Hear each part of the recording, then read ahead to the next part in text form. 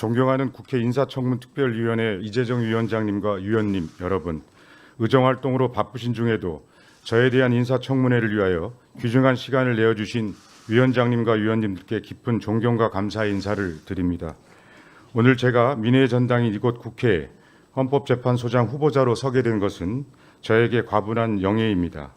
그러나 다른 한편으로 국민의 대표이신 위원장님과 위원님들 앞에서 부족한 저를 드러내어 헌법재판소장을 감당할 자질과 능력 등을 갖추었는지를 검증받는 청문회의 무게감으로 두렵고 떨리는 마음이기도 합니다.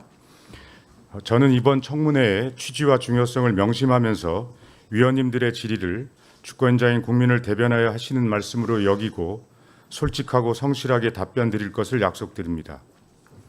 존경하는 위원장님, 위원님 여러분, 저는 1994년 3월 부산지방법원 판사로 임명된 이후 2024년 12월 27일 대법관의 소임을 마치고 퇴직할 때까지 30년이 넘는 시간을 법관으로 봉직하였습니다.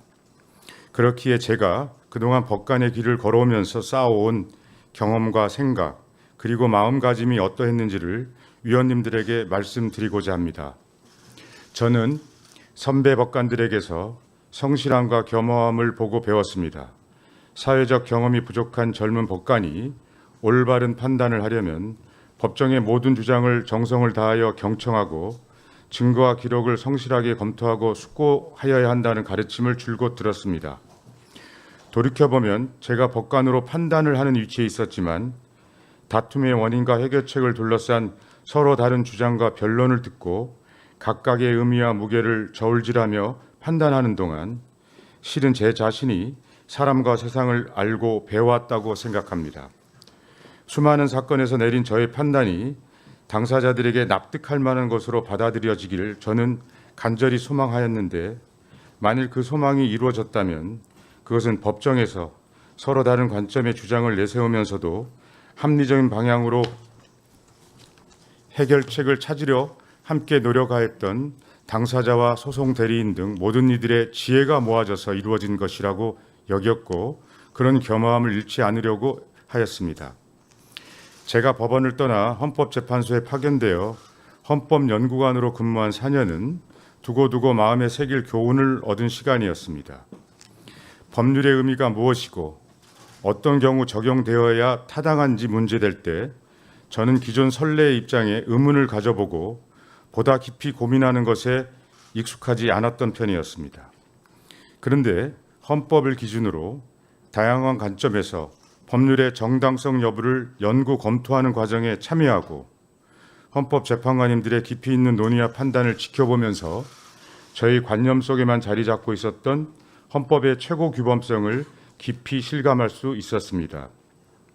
그 시절 법원 밖에서 법원의 재판을 바라보던 동료 헌법 연구관들과 논쟁하고 함께 고민하였던 경험은 법관의 재판이 어떠해야 하는가에 관하여 제 나름의 헌법적 관점을 얻을 수 있는 소중한 계기가 되었습니다. 법원의 재판권을 비롯한 모든 권력이 주권자인 국민들로부터 나온다는 대한민국 헌법 제1조의 존재를 물론 알고 있었지만 정작 법관인 저는 그동안 법정에서 늘 마주하였던 당사자가 바로 그 주권자인 국민임을 진시하게 인식하지 않고 있음을 깨달았습니다.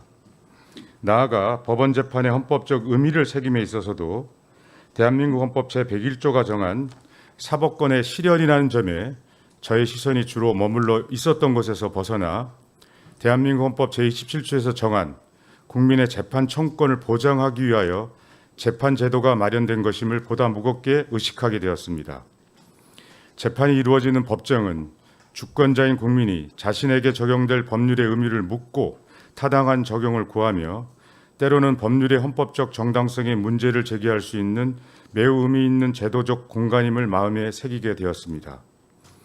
법관의 중요한 임무와 역할이 재판 절차와 과정에서 당사자들이 누려야 할 기본권을 철저하게 보장하고 판단에 이르게 된 사정과 이유를 당사자에게 상세하게 밝히는 것에 있음을 잊지 않기로 다짐하였습니다. 이후 제가 법관의 소임을 마칠 때까지 짧지 않은 기간 일하면서 그러한 교훈과 관점을 모든 재판 과정에서 구현하였다고는 감히 말씀드릴 수 없습니다. 제가 그동안 관여했던 판결에 대하여 긍정적으로 바라보는 시선도 있지만 비판적 관점의 평가가 있는 것도 잘 알고 있습니다. 그렇지만 제가 엄격하지만 넓고 따뜻한 헌법의 시선으로 재판하는 것에 소홀하지 않으려 하였고, 법정에서의 절실한 호소를 편견이나 선입견 없이 귀담아 듣고 최종 판단에 이른 이유와 사정을 소상히 밝히기 위하여 나름 노력하였던 점만큼은 말씀드리고 싶습니다. 존경하는 위원장님, 위원님 여러분, 법원과 헌법재판소는 헌법에 따라 서로 관할을 달리하며 기능적으로 분리되어 있지만 헌법의 의미와 가치를 지켜나갈 수 있도록 주권자로부터 위임받은 재판 권한을 행사한다는 점은 같다고 생각합니다. 만일 제가 국회의 동의를 얻어 헌법재판소장의 직책을 맡게 된다면 저는 헌법의 정신이 국민의 삶 모든 곳에서 온전히 실현되어야 한다는 굳은 믿음과 저의 재판 및 사법행정 경험을 바탕으로 헌법재판소가 제 역할을 더욱 충실히 해나가는 데 일조하고자 합니다. 저는 2024년 말 우리 사회는 계엄과 탄핵으로 인한 정치적 혼란 속에 민주주의와 법치주의의 의미에 대한 중대한 질문에 직면했습니다. 헌법재판소가 지난 37년 동안의 부단한 노력을 통해 쌓아온 국민의 신뢰에도 불구하고 헌법재판소의 심판을 둘러싼 여러 갈등이 발생하였습니다. 국민의 기대와 의문이 교차하는 가운데 헌법재판관들은 신중하고 치열한 심리를 거쳐 그 책무를 다하였습니다. 현행 헌법이 국민의 기본권을 보장하고 헌법적 가치를 수호하기 위한 최후의 보루로서 설계한 헌법재판소는 우리 국민이 평화적으로 국가적 위기를 극복하고 다시 한번 민주주의의 회복력을 입증할 수 있도록 하는 토대가 되었습니다. 그러나 헌법재판소가 헌법 질서 수호라는 주권자의 명령을 더욱 잘 받들고 재판 과정에서 발생하는 갈등과 상처를 치유하며 국민의 마음을 모아나가기 위해서는 겸허한 자기 성찰과 끊임없는 노력이 계속되어야 한다고 생각합니다. 이 자리를 빌어서 부족하나마 제 소견을 말씀드리고자 합니다. 저는 우리 사회에 정치의 사법화와 사법의 정치화를 우려하는 목소리가 있음을 늘 의식하겠습니다. 그 조언에 귀를 기울이겠습니다. 헌법재판소는 주권자인 국민으로부터 권한 행사를 위임받았고 국민의 신뢰 없이 헌법재판이 정당화될 수 없습니다. 부당한 외부 사정에 흔들림 없이 오직 헌법과 법률에 따라 재판이 이루어지고 있음을 국민 누구나 납득할 수 있도록 하겠습니다. 저는 결정문에 담기는 객관적이고 세심한 논증이 이해가 쉬운 말로 전달될 수 있도록 하겠습니다. 불필요한 권위를 내세우지 않고 합리적으로 소통하며 국민의 신뢰를 쌓아가겠습니다. 현행 헌법은 우리 국민들의 희생과 헌신의 터잡아 탄생하였고 규정 하나하나에는 국민의 간절한 바람이 담겨 있습니다. 그리고 헌법을 수호하기 위한 국민들의 굳은 신념과 실천의 역사가 있습니다. 저는 이를 떠올리면서 헌법 조항을 해석하고 적용하겠습니다. 변화하는 사회 현실을 냉철하게 인식하고 보수나 진보라는 이념의 틀이 아니라 기본권 보장과 헌법 가치의 실현이라는 헌법재판소의 사명에 기초하여 헌법을 이해하겠습니다.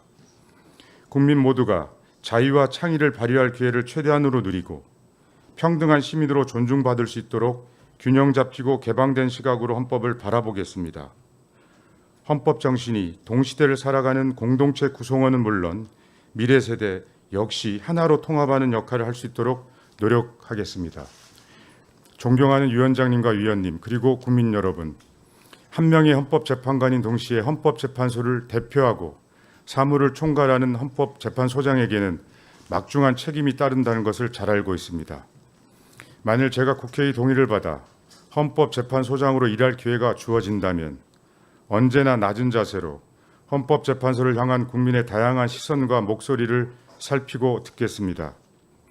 헌법재판소가 본연의 역할을 다할 수 있도록 헌법재판소의 모든 구성원들과 함께 정성과 노력을 기울여 소임을 다하겠습니다.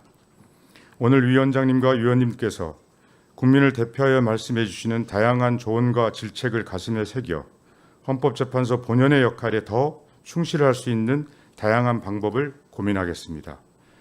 청문회를 위하여 귀한 시간을 내어주신 위원장님과 여러 위원님들께 다시 한번 진심으로 감사드립니다. 대단히 감사합니다.